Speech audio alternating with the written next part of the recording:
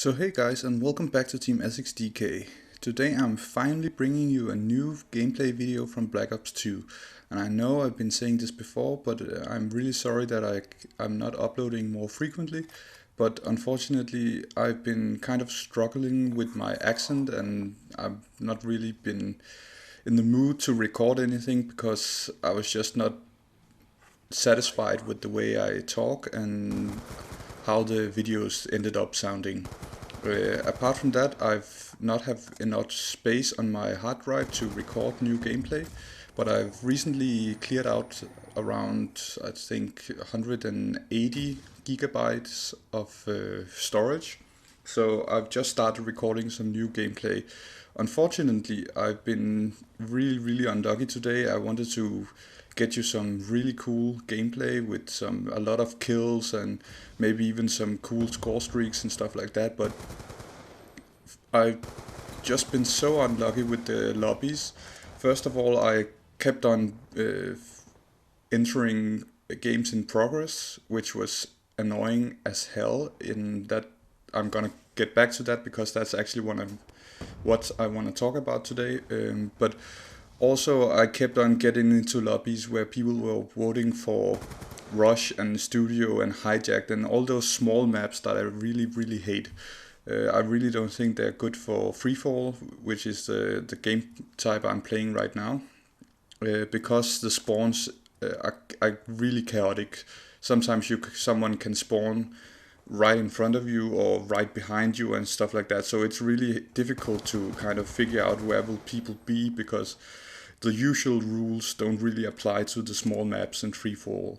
So I hate them, but unfortunately everyone else seems to love them, so they keep on voting for them, which means I'm really at a disadvantage because I'm not really good at those maps. I could probably win, but it wouldn't be a pretty win. And I like to make some cool gameplay. But I just kept on trying to do a good game and trying to get a lot of kills without dying and doing some merciless medals and relentless medals and stuff like that, but it just didn't work out. And in the end I just settled for this gameplay, which is not really that pretty, but I get some good shots off, and that's why I kind of chose it. I'm not actually winning this game. I get to 29 points, and then of course the guy in the lead, he gets 29, and it's kind of a race to who gets the last kill first and stuff like that, and it just ended up being him winning. But I just think this one was the best of the ones I've done today, which says a lot. And I didn't want to record anymore, wait for anything else. I just wanted to do this video because I actually have a topic this time, and I just wanted to have something to have playing in the background while I speak about what I wanted to speak about. So, but one thing I just want to say before getting on with the subject is that I don't know how to quickscope.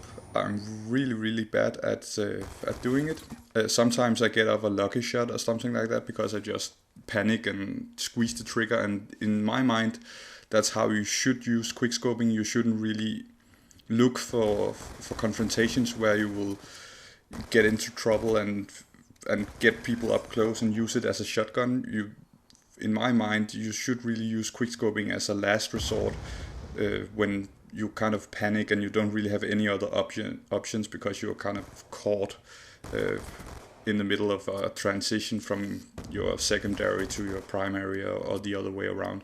So I don't know how to quickscope, but I do know how to snipe old school, and I do something I call fast scoping. It's kind of like quickscoping, but it's just old school scoping done really fast. It's kind of like drag scoping. I'm not sure if it is drag scoping, maybe it is, but maybe you can tell me in the comments, not the comics. But yeah, that's my way of sniping, and I like it. It feels more rewarding when you get a good shot, in my mind, because snipers are long range weapons, they're not close range weapons. So that just makes more sense to me. The other quickscoping in my mind is kind of silly. So yeah, that's my point of, or my opinion on quickscoping. But before the video is over, there's actually not that much time left. I just wanted to say that this video is really about entering games in progress and how annoying it is. And I kind of came up with a solution to the problem. It's not really a finished solution because it could probably be tweaked and worked on so it gets better, but in my mind it's at least a beginning for something that could be a solution to the problem. And as we all know, it's really annoying getting thrown into games in progress. Usually it's unwinnable games because people are rage quitting from a match, usually in domination or other game types with a lot of score streaks coming.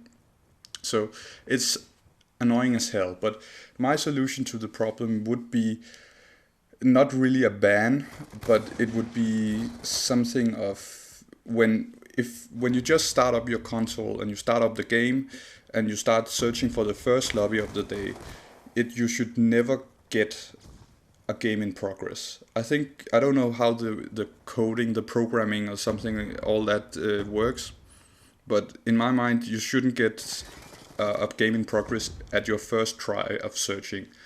When you get into the game, and if you don't like it and you rage quit, then the penalty starts. And in my suggestion for penalty should actually be that for the next 5 minutes after you rage quit a game, if you try to join another game, you only get thrown into games in progress.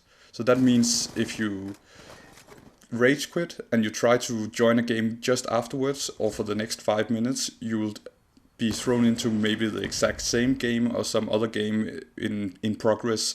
So you're not gaining anything from rage quitting. And in my mind, it's also kind of better than banning people like in League play, because usually people just take it as a break for a secret or something like that. But this time you can actually play on if you really want to play again, or if you are just taking a break to talk in the phone or something like that. But you still get some kind of penalty, and people can't really abuse the rage quitting. They can't because they have to get thrown into games in progress if they do.